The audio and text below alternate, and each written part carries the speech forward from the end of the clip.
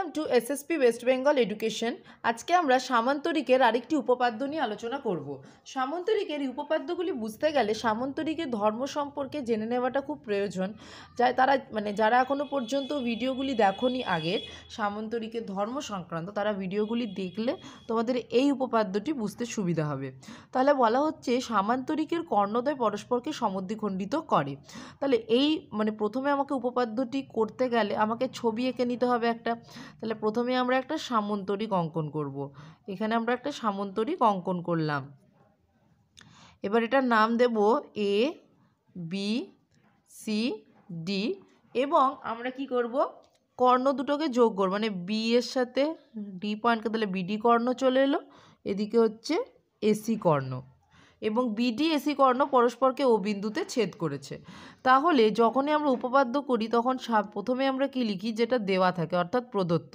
তাহলে আমরা কি দেখতে পাচ্ছি, এ বি সি ডি একটি সামান্তরিক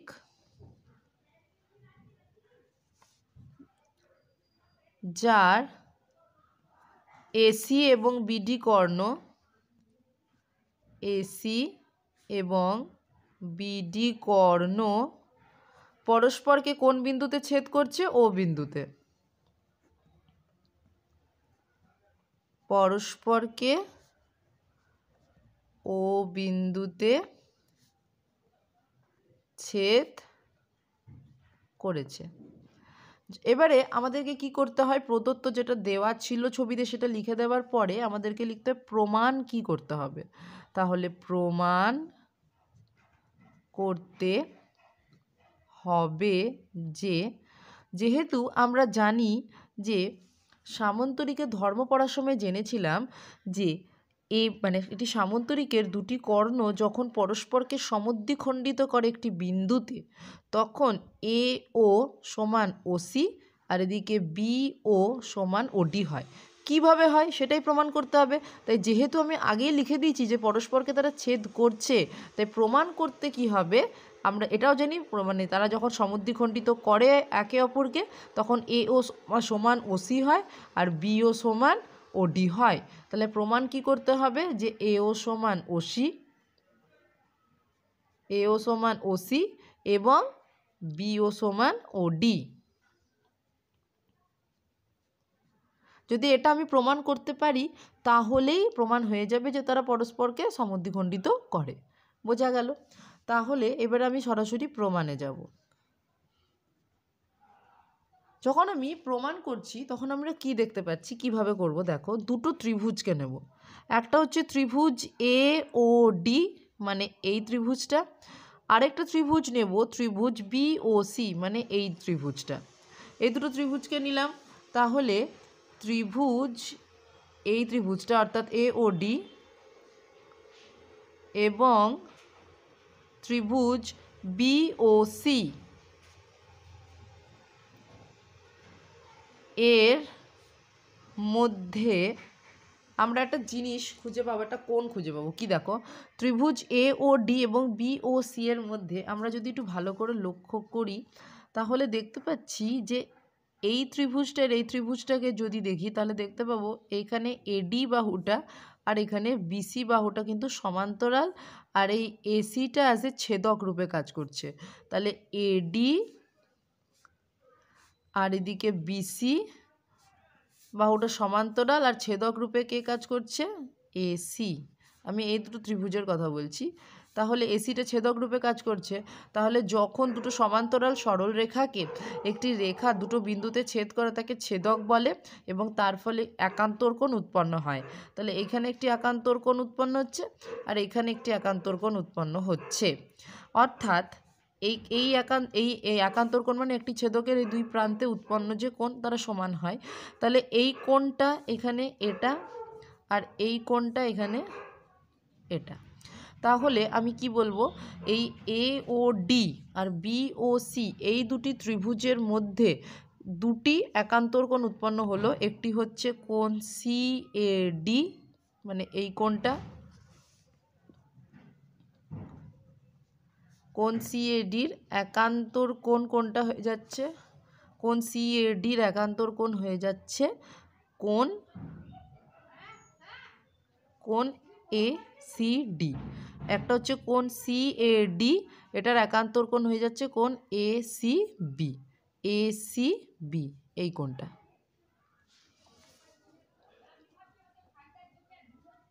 এসিবি। সিএডি এটার একান্তর কোণ হচ্ছে কোণ এসিবি। ক্লিয়ার হলো? মানে এটা যদি এক্স ডিগ্রি হয় তাহলে এটাও আমার এক্স ডিগ্রি হবে। তাহলে এই দুটো একান্তর কোণ পাওয়া গেল। আচ্ছা, এরপরে কি দাঁড়াচ্ছে যে এটা হলো কেন, মানে কোণ সিএডির একান্তর কোণ এসিবি হলো কেন? আমরা একটু আগে দেখলাম কারণ এডি আর বিসি সমান্তরাল ছিল আর এসিটা ছেদক ছিল, তাই উৎপন্ন হয়েছে। জাস্ট সেটাকেই লিখে দেব যে এডি সমান্তরাল বিসি এবং এসি হলো ছেদক। আশা করছি বোঝা গেল এই দুটো। অর্থাৎ যদি সেই অনুসারেই চলি, যেহেতু আমরা একান্তর কোণ দুটো পেলাম আর তারা পরস্পরকে ও বিন্দুতে ছেদ করেছে, তাহলে আমি এটাও বলতে পারি যে কোণ ও এ ডি মানে এই কোণটা, তার একান্তর কোণ হচ্ছে কোণ ও সিবি মানে এই কোণটা। বোঝা গেল? কোণ ও এ ডি মানে এই কোণটার একান্তর কোণ হচ্ছে কোণ ও সি বি মানে এই কোণটা। তাহলে আমরা কি লিখছি? কোণ ও এ ডি তার একান্তর কোণ হলো কোণ ও সি বি। হলো? তাহলে একান্তর কোণ দুটো ইকুয়াল করে দিলাম। যেহেতু কোণ ও এ ডির একান্তর কোণ ও সি বি এটা প্রমাণ হলো, এবং অলরেডি আমরা জেনেই আছি যে এডি আর বিসি বাহু সমান হয়। এটা আগের উপপাদ্যতেও আমরা দেখেছিলাম এবং ধর্মতেও পড়েছি যে সামন্তরিকের বিপরীত বাহুগুলি সমান্তরালের সাথে সাথে সমানও হয়। তাহলে এডি সমান বিসি। তাহলে আমি লিখছি এডি সমান বিসি, কারণ এটি হচ্ছে সামান্তরিকের বিপরীত বাহু। তাহলে যদি আমরা দেখেছি এডি সমান সমান বিসি হয় সামান্তরিকের বিপরীত বাহু, এবারে এই দুটো ত্রিভুজকে নিয়েছিলাম, তাহলে হচ্ছে কোণ এ ও ডি মানে এই কোণটা, তার বিপরীত কোণ হচ্ছে কোণ বি ও ডি মানে এই ত্রিভুজের এই কোণটা। এটা হচ্ছে বিপ্রতীপ কোণ। বিপ্রতীপ কোণেও আমরা ধারণাতে আমরা দেখেছিলাম যে যখন দুটি রেখা পরস্পরকে আড়াআড়িভাবে ছেদ করে একটি বিন্দুতে, তখন উৎপন্ন হয় বিপ্রতীপ কোণ। সেক্ষেত্রে এখানেও দেখতে পাচ্ছি যে এইভাবেই বিপ্রতীপ কোণের উৎপন্ন হচ্ছে। একটা হচ্ছে কোণ এ ও ডি আর একটা হচ্ছে কোণ বি ও সি। এই দুটি কোণ উৎপন্ন হচ্ছে আর বিপ্রতীপ কোণ ইকুয়াল হয়। তাহলে আমি কি দেখতে পাচ্ছি? ওই দুটো যে দুটো ত্রিভুজ বলেছিলাম, এই দুটো ত্রিভুজে দুটো বিপ্রতীপ কোণ, একটা কোণ এ ও ডি, তার বিপ্রতীপ কোণ হলো কোণ বি ও সি। হলো? এবারে কেন হলো এই দুটো বিপ্রতীপ কোণ উৎপন্ন কেন হলো? আমি আগেই বললাম দুটি রেখা যদি পরস্পরকে এইভাবে ছেদ করে, তাহলে এখানে কোন দুটি রেখা ছেদ করার ফলে বিপ্রতীপ কোণ উৎপন্ন হয়েছে? এসি আর বিডি। এসি আর বিডি এই দুটি কর্ণ পরস্পরকে ছেদ করেছে বলে বিপ্রতীপ কোণ উৎপন্ন হয়েছে। তাহলে আমি এখানে লিখে দেব যে এসি ও বিডি কর্ণদ্বয় পরস্পরকে ও বিন্দুতে ছেদ করেছে, সেই কারণেই এই বিপ্রতীপ কোণ দুটো উৎপন্ন হলো। তাহলে এই দুটো ত্রিভুজের কম্পেয়ার করার সময় আমি দেখতে পেলাম তাদের একান্তর কোণ সমান হলো। তাদের এই দুটো ত্রিভুজের ক্ষেত্রে এডি বাহুটা আর বিসি বাহুটা সমান হলো, আবার এই দুটো ত্রিভুজের ক্ষেত্রে বিপ্রতীপ কোণটাও সমান হলো। তাহলে ত্রিভুজ দুটো সর্বসম সেটা প্রমাণ হয়ে গেল। তাহলে আমরা বলতেই পারি ত্রিভুজ এ ও ডি সর্বসম হচ্ছে ত্রিভুজ বি ও সি। কেন এটা সর্বসম? কারণ সর্বসমতার শর্তানুসারে কোন শর্তটা ফলো করলো? অ্যাঙ্গেল মানে একান্তর কোণ, সাইড মানে এডি আর বিসি, এবং অ্যাঙ্গেল মানে হচ্ছে বিপ্রতীপ কোণ। এই শর্তানুসারে এটা মানে ত্রিভুজ এ ও ডি আর ত্রিভুজ বি ও সি, এই দুটি ত্রিভুজ হলো সর্বসম। ঠিক আছে, এরপরে আমরা যেটা জানলাম যে যখন এই দুটো ত্রিভুজ সর্বসম হয়ে গেল, তাহলে এই দুটো ত্রিভুজ সর্বসম হয়ে যাওয়া মানে এডি বাহুটা বিসি বাহুটা তো আগেই সমান হয়ে গেছে, তাহলে ত্রিভুজ দুটো যখন সর্বসম তখন এখানে এ ও বাহুটা ওসি বাহুটার সমান, মানে এ ও ডি ত্রিভুজের এ ও বাহুটা বি ও সি ত্রিভুজের ওসি বাহুর সঙ্গে সমান, কারণ সর্বসম ত্রিভুজের অনুরূপ বাহু সমান হয়।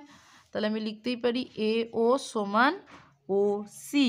আবার বি ও সমান ও ডি, কারণ বি ও অর্থাৎ বি ও সি ত্রিভুজের বিও বাহুটা এ ও ডি ত্রিভুজের ওডি বাহুর সাথে সমান, তাহলে বিও সমান ওডি। কিন্তু কেন? তার কারণ এই দুটো ত্রিভুজ সর্বসম ত্রিভুজের অনুরূপ বাহুগুলো সমানই হয়। তাহলে আমরা কি লিখে দেব? সর্বসম ত্রিভুজের অনুরূপ বাহু। বোঝা গেল? তাহলে আমার তো ওটাই প্রমাণ করতে হতো না কি এও সমান ওসি বিও সমান ওডি, তাহলে আমি সর্বসম ত্রিভুজের অনুরূপ বাহু দেখিয়ে দিলাম এবং প্রমাণও করে দিলাম যে সামন্তরিকের কর্ণদ্বয় যখন পরস্পরকে ছেদ করে ও বিন্দুতে তখন তারা মানে সমদ্বিখণ্ডিত করে, তার প্রুফ হলো এও। কারণ আমরা জানতাম যে সমদ্বিখণ্ডিত করলে এও সমান ওসি হয়, বিও সমান ওডি হয়। কীভাবে হয় সেটি আমরা প্রমাণ করলাম। তাহলে আমরা এখানে কি লিখে দেব? প্রমাণিত। আশা করছি বোঝা গেছে উপপাদ্যটি। যদি তোমাদের বুঝতে সুবিধা হয়, এই জিনিসটি তোমরা যদি বুঝে থাকো, তাহলে তোমরা লাইক শেয়ার সাবস্ক্রাইব করে আমাদের পাশে থাকবে। এর পরবর্তীতে সামান্তরিকের বাকি ধর্মগুলি যেগুলি আমরা পড়েছিলাম সেগুলিকে আমরা উপপাদ্যের আকারে প্রমাণ করব। আজকের মতো এইটুকুই। Thank you.